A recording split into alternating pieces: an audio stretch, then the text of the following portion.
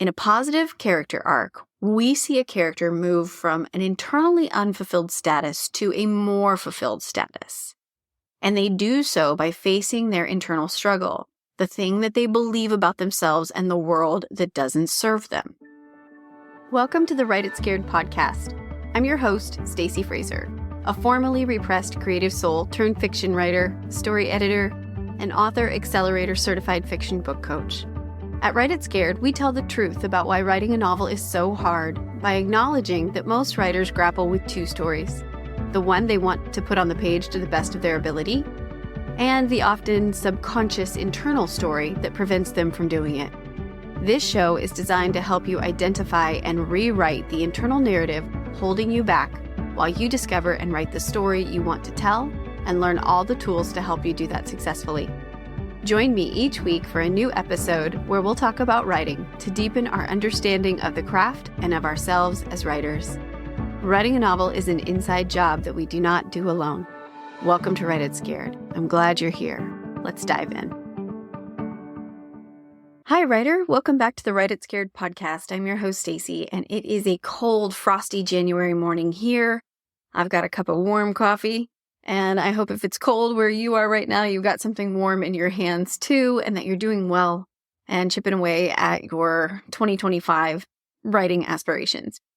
So today we're going to talk both craft and mindset, and we're going to discuss positive character arcs of change and their different subtypes, which is kind of an extension to our previous craft chat where we discussed story structure, plot, character arcs, and how those are interlinked and work in tandem to create an emotionally satisfying experience to give to your reader. So if you want to learn more, go back and listen to episode 42.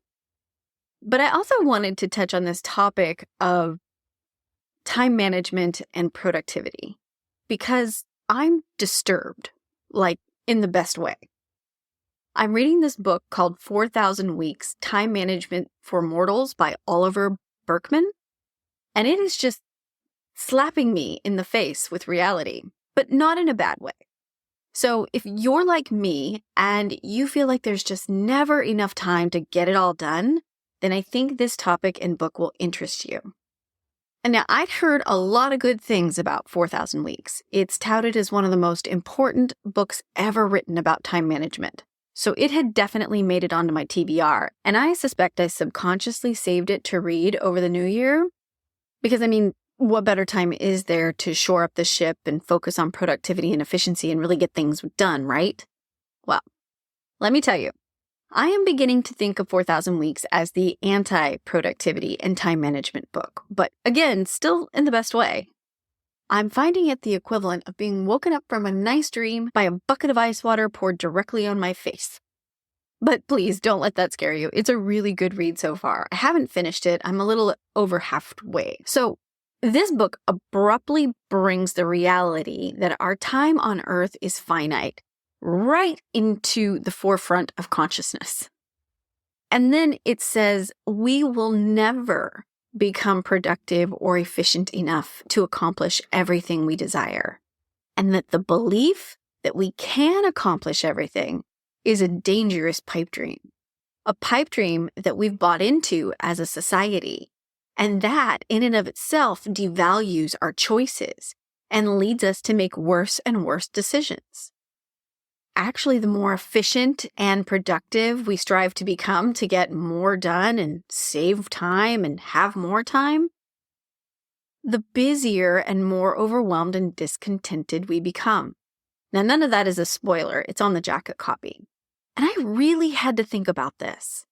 Consciously, I know I can't get it all done.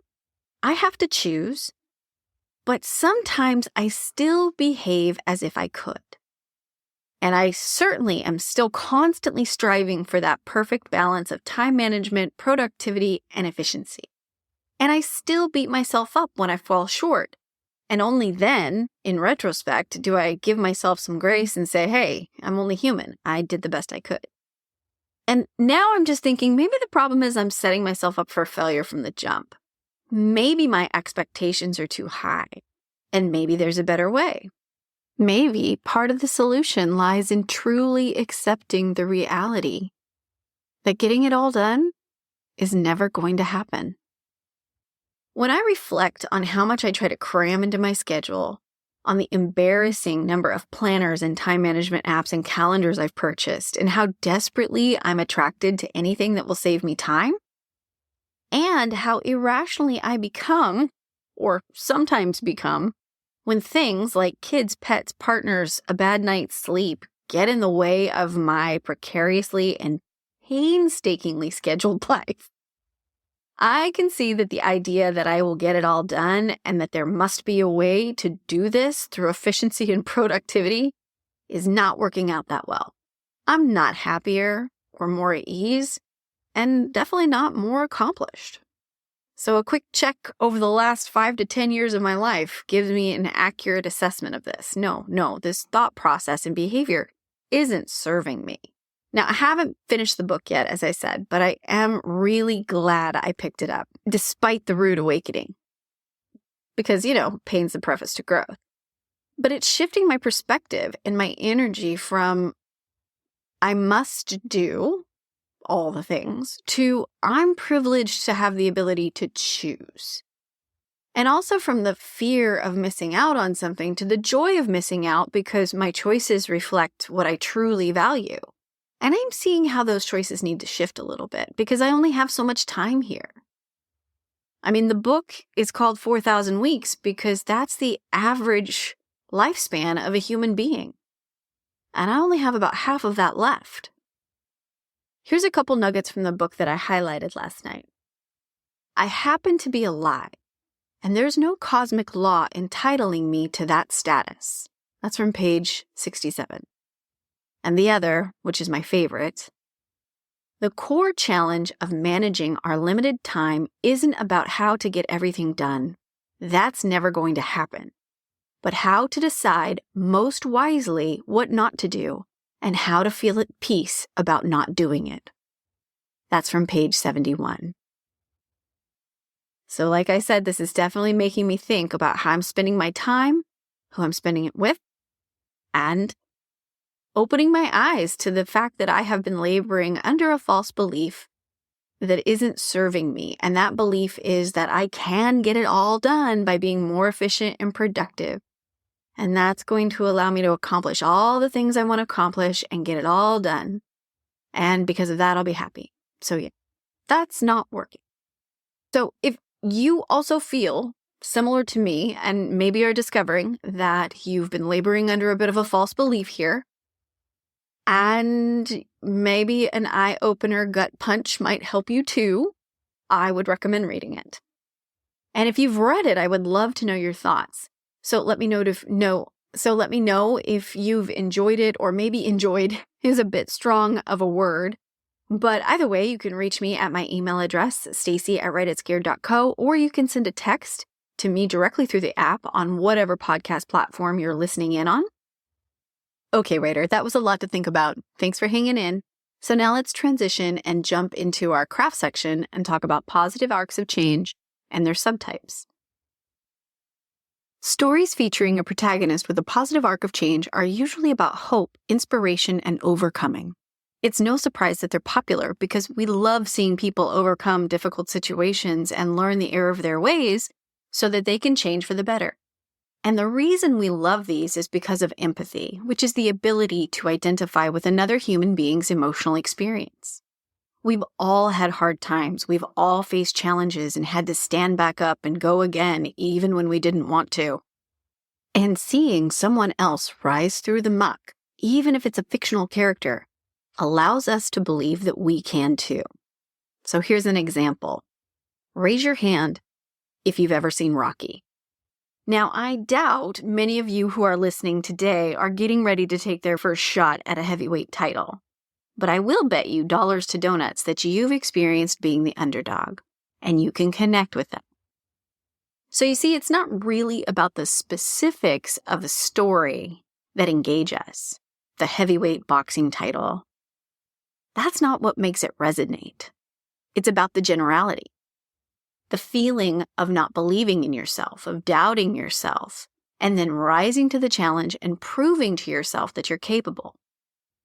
That's about the universal application of the story's theme, which engages us and inspires us as individuals to lace up our sneakers and pound some pavement. In a positive character arc, we see a character move from an internally unfulfilled status to a more fulfilled status. And they do so by facing their internal struggle, the thing that they believe about themselves and the world that doesn't serve them. And they can only achieve their external story objective, which is whatever they want, by first embracing this internal change. Now, there's two subtypes of the positive character arc, a growth arc and a redemption arc.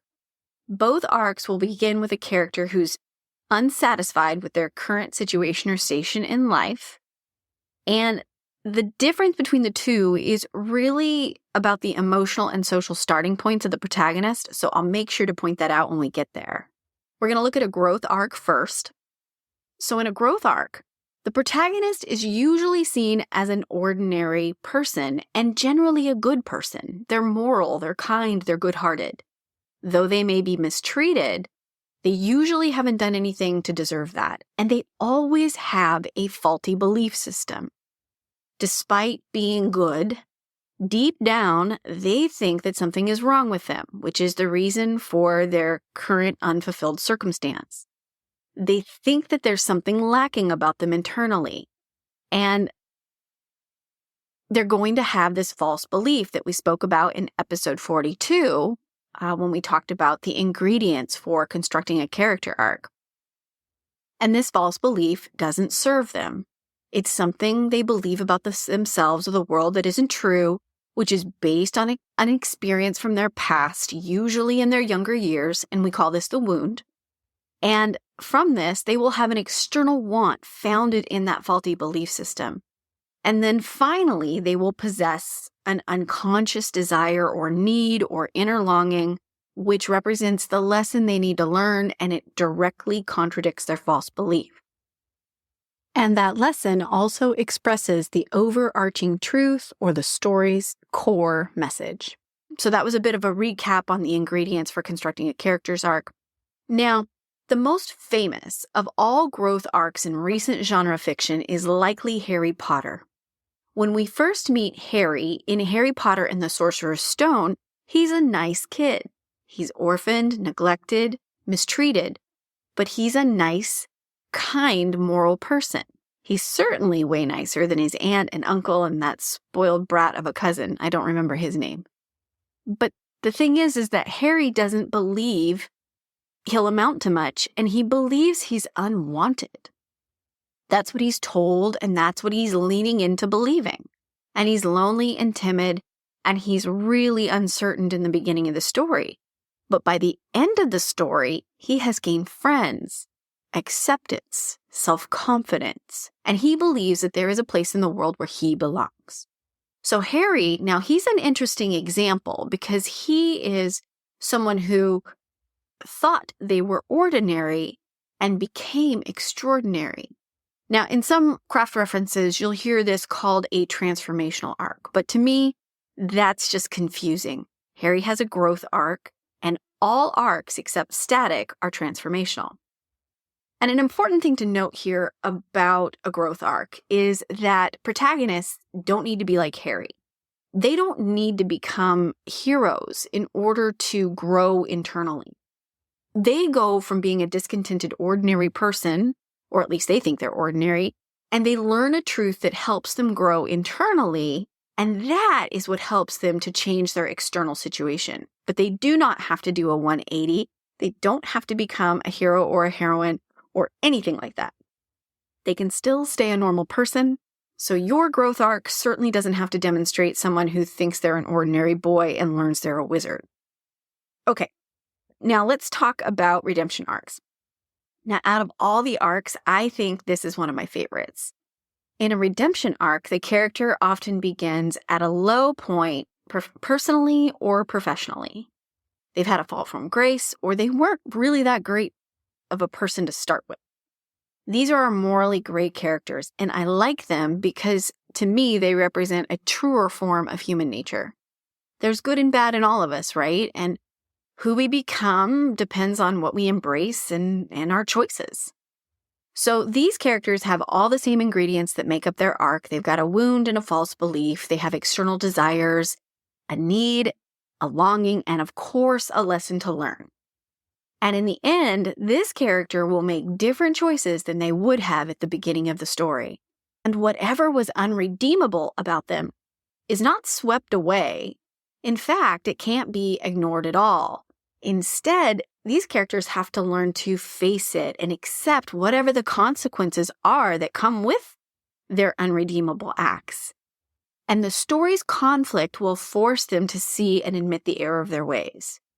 Now, one of the most classic redemption stories that we probably all know is Scrooge, the protagonist from Charles Dickens' novella A Christmas Carol.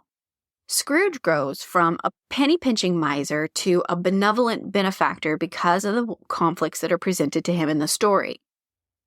Now, my personal all-time favorite redemption story is in a novel by author Sarah J. Maas. She wrote a book called A Court of Silver Flames, which is a romantasy.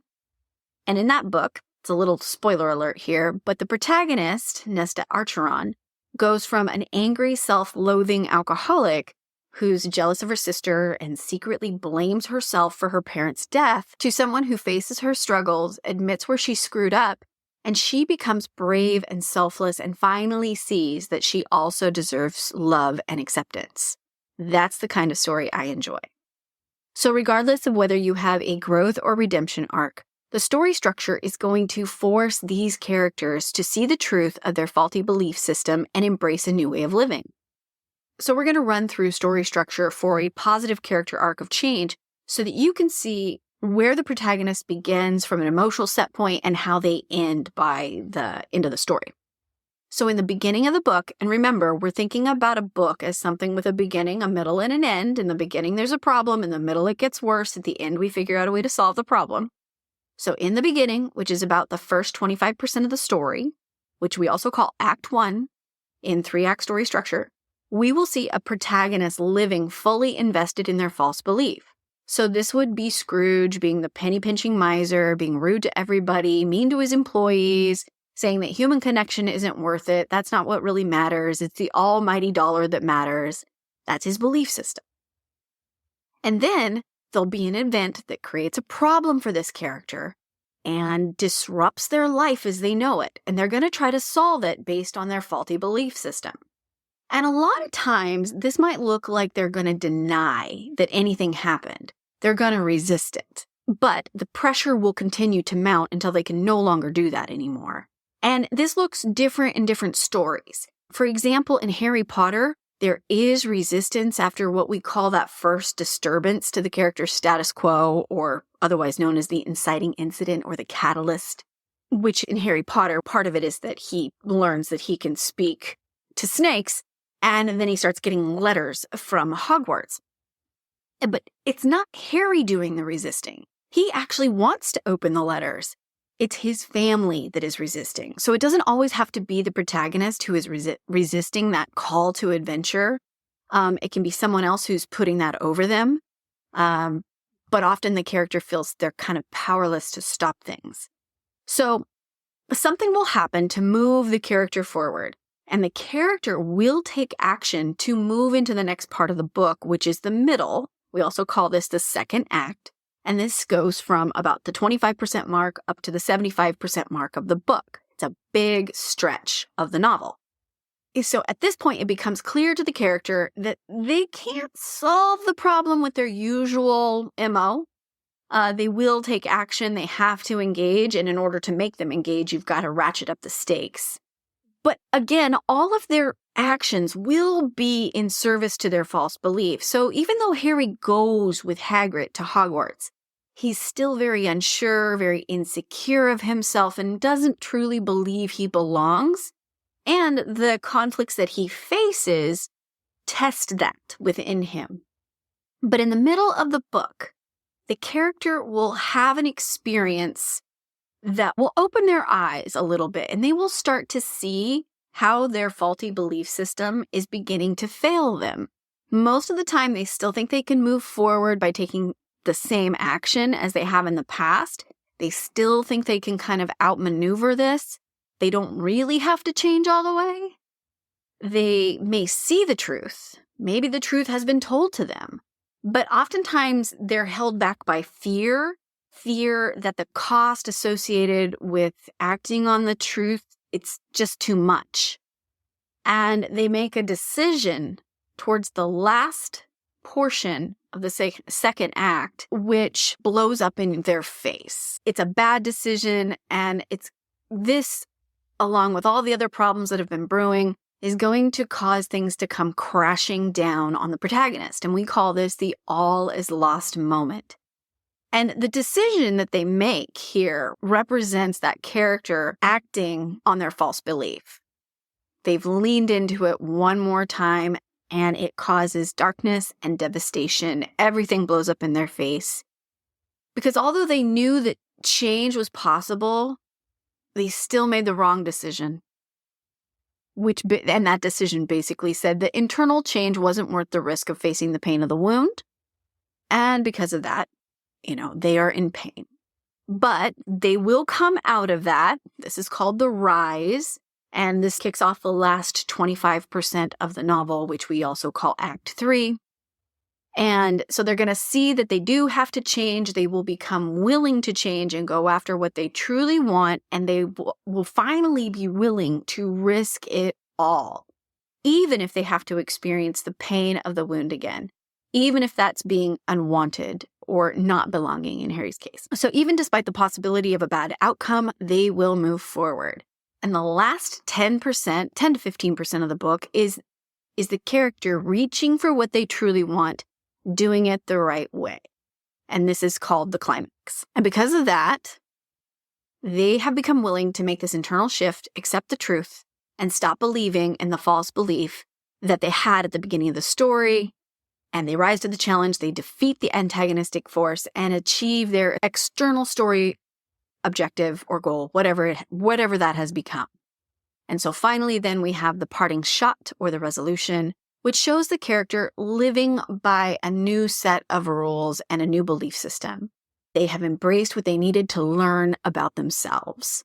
And the key is that the plot and the conflict delivered through the story structure forced them to learn this about themselves. And usually as the reader at the end of it, we're sitting back and reflecting and going, yeah, I could see how they were laboring under that false belief the whole time. And I'm so glad they believed in themselves and that they overcame this. I knew they could do it because we're rooting for them the whole time, right? Okay, so let's do a quick recap of the main takeaways for crafting a positive arc of change. All positive arcs begin with a discontented and internally unfulfilled protagonist who becomes more content and more internally fulfilled by the end of the story because they face the false belief within them and learn a new way of being. There are two subtypes, a growth arc and a redemption arc. A growth arc generally begins with a good or moral character who is ordinary, or at least they seem that way. The redemption arc begins with a morally gray character, and the story structure will force these characters to see the truth of their faulty belief system and embrace a new way of being that will lead them to a more positive place in their life. And it is because the protagonist makes this internal change, that is the thing that allows them to defeat the antagonistic force and achieve the external story objective. An internal change in a positive character arc does not need to be super dramatic. You don't have to go from ordinary to extraordinary. It just needs to be enough to prove your story's point. So that was a lot, writer. Thanks for hanging in with me. I don't know about you, but I'm definitely a visual person, so I've created a PDF guide called Understanding Story Structure and Character Arcs, and it gives you a nice visual snapshot of what story structure looks like and all the major turning point as it follows a character's emotional experience while they are going through their arc of change. And it also comes with a blog post guide that walks you through each of those major turning points. And you can find this resource at writitscared.co/resources, and I will put a link to that in the show notes.